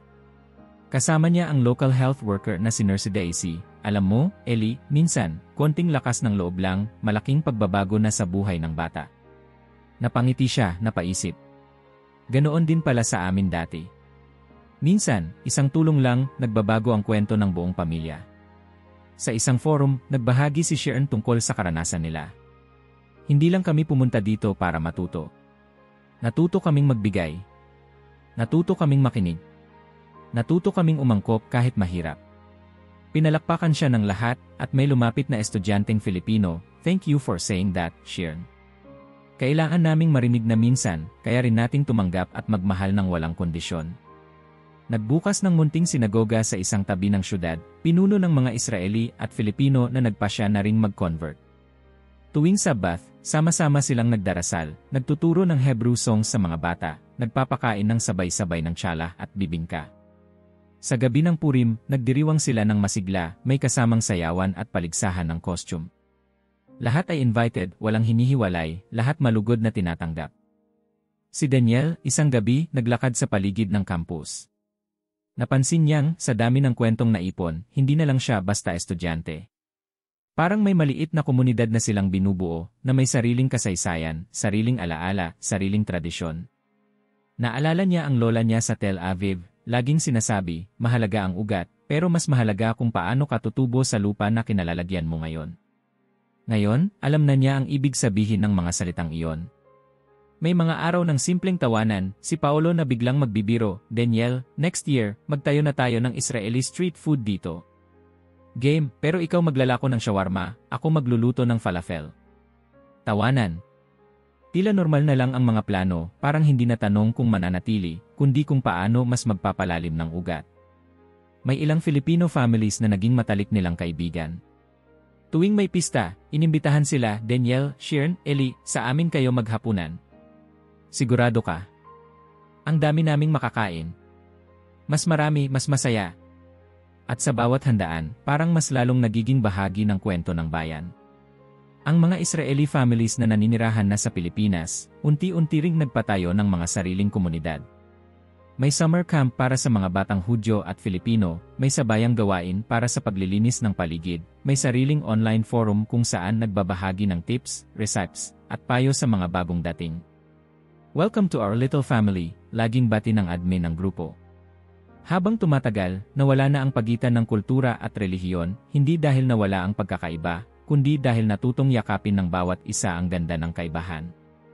Sa maliit na bakery, nagbebenta ng hamantaschen sa tabi ng ensaymada. Sa coffee shop, may Torah reading tuwing Huwebes ng gabi, kasunod ng spoken word night na puno ng tula at kanta ng mga lokal. Hindi na lang simpleng kwento ng mga estudyanteng pumunta para mag-aral. Ito na ang kwento ng mga tao na piniling mag-ugat, magtayo ng pamilya, magbahagi ng pangarap, at magmahal sa bagong bayan. Sa huling bahagi ng gabi, madalas na magkakasama pa rin sina Daniel, Shirn, at Eli, sa tabing dagat, sa tabi ng bonfire, o sa silong ng maliit na tahanan. Walang palakpakan, walang headline. Tahimik nilang sinasabi sa isa't isa, totoo pala ang sinasabi ng matatanda, ang bahay ay hindi lang address, kundi yung lugar kung saan may mga pusong tumanggap at nagpapatuloy ng kwento mo. Sa mga sumunod na buwan, tila naging mas tahimik at mas malalim ang buhay nina Daniel, Shirn, at Eli. Ang dating mga kwento ng pagkakaibang wika at kultura ay nauwi sa mga munting kwento ng pag-aalaga, pagbibigay, at pag-aalala sa isa't isa, mga bagay na hindi headline, pero tunay na nagpapabago ng araw. Isang umaga, nagmamadaling pumasok si Daniel sa university canteen. Kulang siya sa tulog, may bitbit na laptop at halatang nagmamadali. Good morning, Daniel, bati ng cashier, sabay kindat. May iniwan akong adobo para sa'yo, alam ko favorite mo yan. Hinintay kong dumating ka. Napangiti siya. Salamat po, ate. Alam mo talaga lahat ng paborito ko. Isang estudyanteng nakapila sa likod ang napangiti rin. Special treatment ka, ah? Hindi naman, biro ni Daniel, mabait lang talaga sila dito. May araw na masarap tumawa. Birthday ni Paolo, at imbes na simple lang, ginawa nilang international party. May lumpia, shawarma, bibingka, at hummus. May sayawan, kantahan, tawanan. Pinaghalo nila ang mga kwento ng pamilya, kwento ng pagdating, kwento ng mga plano. Dito lang ako nakatikim ng birthday na may sabayang karaoke at Israeli toast, tawa ni Liza. Habang nagbubukas ng regalo si Paolo, biglang sinabi ni Eli, Paolo, thank you kasi ikaw ang unang nagpakita sa akin kung paano maging kaibigan dito. Tumango si Paolo, alam mo, Eli, hindi ko na kayo tinitingnan bilang foreigner. Sa totoo lang, parang matagal ko na kayong kaklase. Tuwing gabi, nauwi ang lahat sa mga simpleng kwento, mga pangalan na natatandaan, mga paalala na mag-ingat ka sa tuwing umaalis, mga halakhak sa maling Tagalog o maling Hebrew. May mga gabing magkakasama sa veranda, nagkakape habang mahinang umaambon. Sa mga sandaling iyon, walang usapang malalaki, pero puno ng pag-unawa at lambing. Isang araw, sumakay si Shir ng jeep papunta sa volunteer site. Pagbaba niya, tinawag siya ng driver, Ate Shirn, naiwan mo yung payong mo dati. Dinala ko, baka sakali magkasalubong tayo ulit. Nagulat si Shirn. Salamat po, kuya. Hindi ko na inasahan yan. Tandaan mo, dito sa amin walang malilimutan. Sa maliit na sandali ng pagkakaalala ng pangalan at gamit, naramdaman niya ang init ng pagtanggap. Naging mas madali na para kay Ellie ang makihalubilo, kahit sa mga taong di niya kabisado. Minsan, sa palengke, binigyan siya ng tindera ng libreng manggang hinog. "Kuya Ellie, bigay ko na sa'yo to, nakita kita sa clean-up drive." "Ang sipag mo." Napangiti si Ellie kinilabutan. "Salamat po, tita." "Masarap po ba to sa kanin?" "Naman, subukan mo." Sa bawat araw, mas lalong lumalim ang pakiramdam na ang mga maliit na bagay ay nagiging malaking bahagi ng pagkatao. Bawat tawag ng pangalan, bawat alok ng pagkain, bawat payong na ibinabalik, lahat ito ay maliit na liwanag na nagpapaliwanag sa ordinaryong araw. Sa mga klase, dumami ang mga bagong estudyanteng Israeli, at madalas ay lumalapit sila kina Daniel, Sheeran, at Ellie para magtanong, "Paano ba dito?" Sino bang unang lalapitan? Laging sagot ni Daniel, "Huwag kang matakot magtanong." Dito, konting ngiti lang, may kaibigan ka na agad. Si Sheeran naman, naging mentor sa ilang bagong dating, tinutulungan maghanap ng dorm, nagtuturo ng basic Tagalog.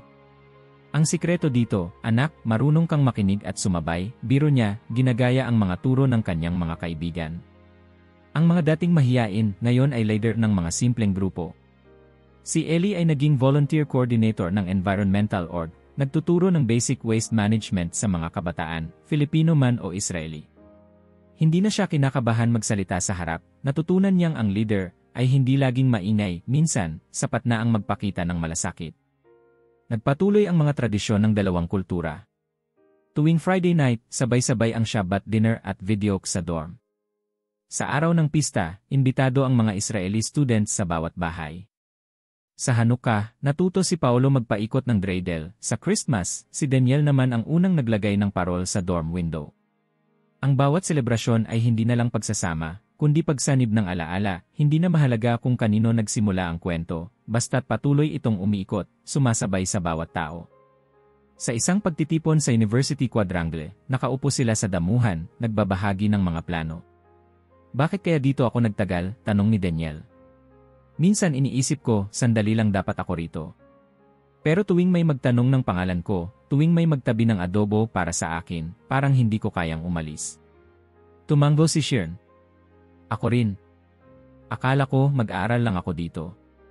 Pero ngayon, parang mas marami akong nakuha kaysa sa inaasahan ko. Hindi diploma, hindi medalya, kundi mga tao." Minsan, habang naglalakad si Ellie sa campus, napansin niyang may bagong mural malapit sa library, pinintahan ng mga local artists, kasama ang ilan sa mga international students. Ipininta roon ang isang grupo ng magkakaibang tao, magkakasama sa mesa, nagtatawanan. "Ang ganda, no?" tanong ni Paolo. "Parang ito ang tunay na kwento natin." Lahat iba-iba pero sabay-sabay ang tawa at kwento. Sa gilid ng mural, may maliit na sulat, "Home is where you are remembered." Sa isang ordinaryong araw ng Martes, nagkasalubong si Sheeran at ang dating professor sa koridor. "Sheeran, ang saya ng klase kapag nandyan ka. Ang dami mong tanong at laging masaya ang discussion." "Salamat po, sir. Dati po, natatakot akong magkamali. Pero dito ko natutunan na walang masamang magtanong. Yan ang gusto ko sa'yo. Huwag kang magbago." Habang patuloy ang semester, dumami ang mga estudyanteng international, at palaging naroon ang komunidad ng Israeli para tumulong, magturo, at makinig. Pero walang ingranding anunsyo, walang press release, walang banner. Tahimik lang, pero palaging ramdam ang presensya nila. Hindi maingay ang paglago, pero matatag. Ang pamilyang Hudyo-Pilipino, ang dating simpleng grupo ng mga estudyante, naging maliit na haligi ng pag-asa para sa mga bagong dating. Tuwing gabi, may mga sandaling napapaisip si Daniel habang naglalakad sa paligid ng campus. "Dati, iniisip ko, kailangan ng malaking kwento para magkaroon ng kabuluhan ang buhay. Pero ngayon, parang ang mga kwento ng pangalan, ng tinapay, ng pagbati, yun pala ang totoong yaman." Si Sheeran, minsang nagpasalamat kay Liza sa tulong na binigay sa kanya sa unang taon. "Kung hindi dahil sa'yo, baka sumuko na ako noon." "Ano ka ba, Sheeran? Natural lang yun. Ganyan talaga dito, sabay-sabay, walang iwanan." May gabi na nag-uusat sila sa rooftop ng dorm, tanaw ang ilaw ng syudad. "Ano kaya ang mangyayari kapag umalis na tayo dito?" tanong ni Ellie. Saglit silang natahimik. "Siguro," sagot ni Daniel, "kahit umalis tayo, may maiiwan tayong liwanag, hindi malaki, pero sapat para maalala ng ibang tao." Katulad ng mga kwento ng mga nauna sa atin. Sa pagtatapos ng semester, hindi en grande ang selebrasyon. May simpleng salusalo sa ilalim ng punong akasya. Nagpasa ng mensahe si Mang Ben, sana, sa bawat alis nyo, may baon kayong kwento ng pagmamahal dito sa Pilipinas. Salamat po, Mang Ben, hindi namin makakalimutan ang pagtanggap nyo sa amin, sabi ni Daniel. Sa dulo ng gabi, nagpaiwan si Sheeran sa may garden, tahimik na pinagmamasdan ang kumikislap na mga alitaptap. Habang tinitingnan niya ang paligid, naisip niyang kahit sa katahimikan, may mga kwentong umiikot, pumapailan lang, hindi malalaki, pero sapat para mag-iwan ng liwanag sa puso. Sa bawat pangalan na natandaan, bawat tawag ng kuya o ate, bawat lutong adobo o sabayang tawa sa mesa, nanatiling buhay ang pamana ng pagkakaibigan. Sa simpleng araw-araw, nahanap nila ang tunay na kahulugan ng komunidad, walang anino ng interes, kundi puno ng malasakit at pagtanaw ng utang na loob. At sa huling gabi bago magbakasyon, sabay-sabay silang tumingin sa langit, marahang nagdasal sa sarili. Sa puso nila, alam nilang kahit saan sila makarating, hindi mawawala ang liwanag ng mga maliit na kwento, ang mga munting alaalang patuloy na magpapainit ng loob, magdadala ng pag-asa, at magtatahi ng bagong mga kwento para sa susunod na henerasyon. Tumakbo ang taon na parang isang mahabang biyahe na walang katiyakan ang destinasyon, ngunit laging puno ng mga hindi inaasahang tanawin at kasabay na bagong kasama. Sa mga lumipas na araw, buwan, at taon, unti-unting naging malinaw kay Daniel, Sheeran, at Ellie ang tunay na yaman ay hindi nasusukat sa diploma, listahan ng achievements, o passport stamps, kundi sa dami ng pusong kanilang naabot at kwentong naipasa. Malayo na sila sa mga batang umalis ng Israel na puno ng kaba, di sigurado kung saan tutuloy, at kung anong buhay ang naghihintay. Sa Pilipinas, natagpuan nila ang mas malawak na mundo at mas malalim na sarili. Sa bawat ordinaryong araw, ang dating tanong na, kaya ko ba dito, ay napalitan ng tiwala at pananabik. At habang dumadami ang mga Israeli students na dumarating taon-taon, nakikita nila ang mga sarili nila sa bawat bagong mukha, may halong kaba, pag-asa, at hiling na maging bahagi ng isang bagay na totoo. Dumaan ang mga panahon. Ang simpleng grupo ng magkaibigang Hudyo at Pilipino ay lumaki at nagbunga. Nagkaroon ng mas sistematikong student exchange program, may mga Pilipino na ngayon ay nag-aaral at nagtatrabaho na rin sa Israel, natututo ng Hebrew, nagtuturo ng Tagalog, nagdadala ng bahagi ng sariling kultura at bumabalik na may kasamang bagong pananaw. Sa bawat batch ng bagong estudyante, laging may kwento ng pagtanggap, ng pagtutulungan, ng unang sabayang pagtawa sa maling bigkas ng Tagalog, at ng pagkakabuo ng mga kakaibang pamilya. Nagkaroon ng mga kasal na pinagtagpo ng dalawang kultura. Isang araw ng Disyembre, sa isang simpleng seremonya sa dalampasigan, nagsama ang mga awitin ng Hebrew at ng Kundiman. Si Ellie, na dati tahimik at mahiyain, ngayon ay ninong na sa kasal ng kaibigan niyang Pilipino at Israeli. Si Sheeran, na minsang umiyak ng mag-isa sa dorm, ay bridesmaid sa kasal ng dating roommate na si Liza, na nagpakasal sa isang batang Hudyo. Sa bawat handaan, naririnig ang pagsasabay ng Ima Buhay at TL Chaim. Sa bawat mesa, may halo ng adobo, hummus, pansit, at lakis. Bata at matanda, magkakaibang pananampalataya, lahat ay nagtatawanan, nagkukwentuhan, at magkasamang nagdiriwang. Hindi na kwento ng nakaraan ang pinag-uusapan, ngayon, kwento na ito ng mga bagong pamilya, ng mga batang marunong mag-Hebrew at Tagalog, ng mga kwentong na ipapasa sa dalawang panig ng mundo. Sa mga simpleng bahay sa Maynila, Cebu, Tel Aviv, at Haifa, may mga litrato sa dingding na may mukha ng magkaibang lahi, pero parehong masaya at puno ng pag-asa. Sa loob ng unibersidad, naging normal na lang ang mga proyektong magkasama ang Israeli at Filipino students. May nag-organize ng libreng tutorial para sa mga batang mahina sa English. May grupo na nagturo ng Hebrew songs sa isang local chore. Si Daniel, na ngayon ay assistant professor, tumutulong sa mga bagong dating, tinuturuan kung paano sumakay ng jeep, paano mag-budget ng allowance, at paano ngumiti kapag mahirap ang araw. Mas madali kung magaan ang loob, paulit-ulit niyang payo sa bawat kabataang takot pa sa bago. May mga gabi na masaya, maingay, puno ng kantahan at sayawan. May mga gabi ring tahimik, lalo na kapag sabay-sabay silang nagbabantay ng mga batang natutulog o kapag nagsisindi ng kandila tuwing Hanukkah o Pasko. May mga sandaling mahirap, minsan, may sakit, may homesickness, may problema sa pamilya sa Israel o sa Pilipinas. Pero laging may sumasalo, laging may kamay na aabot, laging may pusong magpapaalala na hindi ka nag-iisa. Isang araw, inimbitahan si Daniel bilang tagapagsalita sa isang seminar sa universidad. Pinag-uusapan ang mga kwento ng intercultural community. Bakit mahalaga ang memorya? Tanong ng isang estudyante. Sagot ni Daniel, dahil ang memorya hindi lang bumabalik sa nakaraan. Ang memorya, siya ang nagpapanday ng hinaharap. Kung walang magpapaalala ng kabutihan, ng pagtanggap, ng pasasalamat, paulit-ulit lang tayong mawawala. Pero kapag may nagsabing naalala kita, salamat, tuloy ka, may nabubuong lakas at pag-asa para sa susunod na henerasyon. Si Shirn, na ngayon ay volunteer coordinator ng NGA para sa edukasyon, tinanong minsan sa interview, ano ang pinakamahalagang natutunan mo sa pananatili sa Pilipinas? Sagot niya, natuto akong tanggapin ang tulong. Natutunan kong ang tunay na lakas, minsan, ay nasa pag-amin ng sariling kahinaan. At natutunan kong kahit ang maliit na kilos ng kabutihan, umaabot yan sa malayo, minsan, mas malayo pa sa akala natin.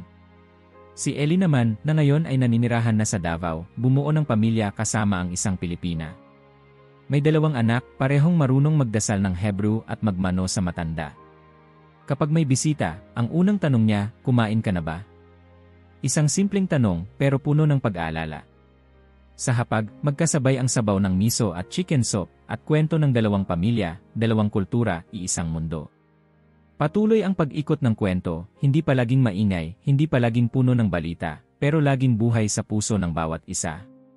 Sa bawat estudyanteng lumalapag sa airport ng Maynila, sa bawat batang natutong magdasal sa Hebrew o Tagalog, sa bawat pamilyang nagbukas ng bahay para sa bisita, patuloy ang paglikha ng bagong kabanata ng pag-asa. Minsan, naupo sina Daniel, Shirn, at Ellie sa paborito nilang mesa sa university canteen. Tahimik ang gabi, malamig ang hangin, at tila humahaba ang anino ng mga kwento. Naalala niyo pa ba yung unang dating natin dito? Tanong ni Ellie. Tumawa si Daniel. Parang kailan lang, pero parang buong buhay na rin natin. Ako, hindi ko makakalimutan yung unang sablay ko sa Tagalog, biro ni Shirn, pero kung hindi siguro dahil doon, hindi ako matutong makinig at magpatawa ng totoo. Naglakad silang 3 sa campus, binabaybay ang daang dati puno ng kaba, ngayon ay punong-puno ng alaala. Napansin ni Daniel ang lumang puno ng akasya. Dati, iniisip ko, anong kwento ng punong to, ngayon, alam ko na, bawat taong dumaan dito, bawat kwento ng pagtanggap, nag-iwan ng ugat. At dahil doon, walang tunay na paalam. Sa dulo ng lahat, isang bagay ang malinaw, hindi kailanman headline ang tunay na pagbabago. Walang press release ang kwento ng batang isinabay sa jeep, ng pangalan na tinandaan, ng tinapay na inabutan ng paborito mong tindera, ng haring nagbukas ng pinto noon, ng batang natutong magsabi ng isalamat, at shalom. Pero sa ganitong mga sandali, bumubuo ng bagong mundo, 1, 2, 3, at libu-libo pang kwento ng pag-asa. Ang bawat maliit na kwento ay bahagi ng mas malaking kwento, isang kwento ng kabutihan, ng pagkakakilala, ng pagtanaw ng utang na loob, at ng panibagong pag-asa. At sa bawat henerasyon, laging may magpapatuloy, sa bawat estudyante, bawat guro, bawat magulang at anak na magtatangkang buksan muli ang pinto para sa iba. Sa pagtatapos ng gabi, huminto ang 3 sa gitna ng kampus. Tumingala sila sa mga bituin. Tahimik. Sa isip nila, umaalingaw-ngaw ang mga kwento ng kanilang mga lolo't lola, ng mga pamilyang tumanggap at tinanggap, ng mga batang natutong magmahal sa ibang lugar at sa sarili. At habang dahan-dahang tumatamlay ang ilaw ng gabi, sumisindi ang isang bagong pag-asa, hindi malakas, hindi sigaw, kundi payapa, matyaga, at totoo. Ito na ang bagong kabanata, isang kabanatang hinabi ng mga kwento ng kabutihan, ng pagmamahal, at ng pag-asa. At marahil, sa bawat buhay na nahipo ng kwentong ito, may panibagong kwento na namumuo, handang magsimula. Ikaw, anong kwento ang bubuin mo? Sa aling bahagi ng mundo mo itatanim ang maliit mong ilaw? Sa paanong paraan mo ipapasa ang pamanang ito ng kabutihan, pagkakaibigan, at pag-asa? Dahil ang tunay na kwento, hindi kailangang malakas o puno ng papuri, kailangan lang ay maging totoo, maging buhay, at maging bahagi ng puso ng tao. I like ang video at mag-subscribe sa channel kung nagustuhan mo.